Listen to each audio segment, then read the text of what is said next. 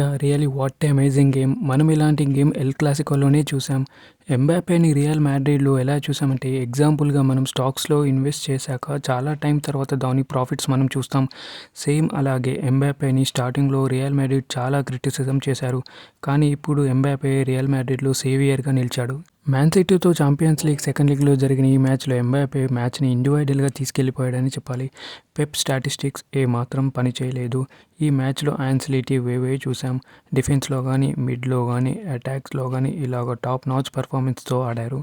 Manchester సిటీకి మాత్రం chance ఇవ్వలేదు. అయితే ఈ మ్యాచ్లో మాంచెస్టర్ సిటీ అటాక్ చాలా వీక్గా ఉందనే చెప్పాలి. కానీ రియల్ మాడ్రిడ్ డిఫెన్స్ మాత్రం చాలా అవుట్స్టాండింగ్గా ఉంది. మాడ్రిడ్ గోల్ కీపర్ అయిన కోర్తువాస్ ఒక స్పెక్టేటర్ లాగా నెట్ కాడ ఉన్నాడు. ఈ మ్యాచ్లో చాలా చిల్గా గేమ్ ఆడాడు.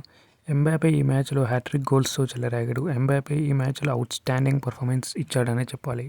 ఎంబాపే ఎంత గ్రేట్ పెర్ఫార్మెన్స్ ఇచ్చాడో సేమ్ జూడ్ బెల్లింగమ్ కూడా అదే రేంజ్లో ఆడాడు.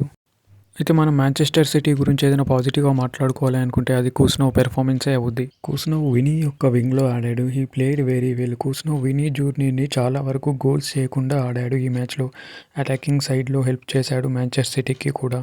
ఇది చాలా గ్రేట్ న్యూస్ అని చెప్పాలి. ఒక ఏషియన్ ప్లేయర్ ఈ స్టేజ్లో చాలా గ్రేట్ పెర్ఫార్మెన్స్ ఇవ్వడం అని చెప్పాలి. అయితే ఈ మ్యాచ్లో పెప్ అప్రోచ్ ఏదైతే ఉందో ప్రెషర్ పెట్టడానికి రియల్ మాడ్రిడ్ ప్లేయర్స్కి దాన్ని ఎంబాపే ఫెయిల్ చేశాడని చెప్పాలి. ఫస్ట్ గోల్ 4th మినిట్లో వచ్చింది. అయితే మ్యాన్ సిటీ ఏదైతే ప్రెషర్ పెట్టిందో దాన్ని చాలా బాగా పెట్టారు.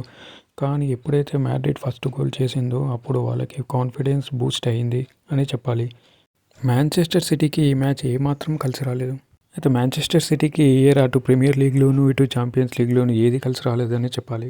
రియల్ మాడ్రిడ్ రౌండ్ 16లో అథ్లెటికో మాడ్రిడ్తో మ్యాచ్ ఆడనుంది. అయితే మనం మళ్ళీ మాడ్రిడ్ డెర్బీ చూడబోతున్నాం. సో వీడియో అయితే ఇంతే. మీకు ఏమైనా థాట్స్ ఉంటే కామెంట్స్లో చెప్పండి. నెక్స్ట్ వీడియోలో మళ్ళీ కలుద్దాం. Hello Madrid. Thank you.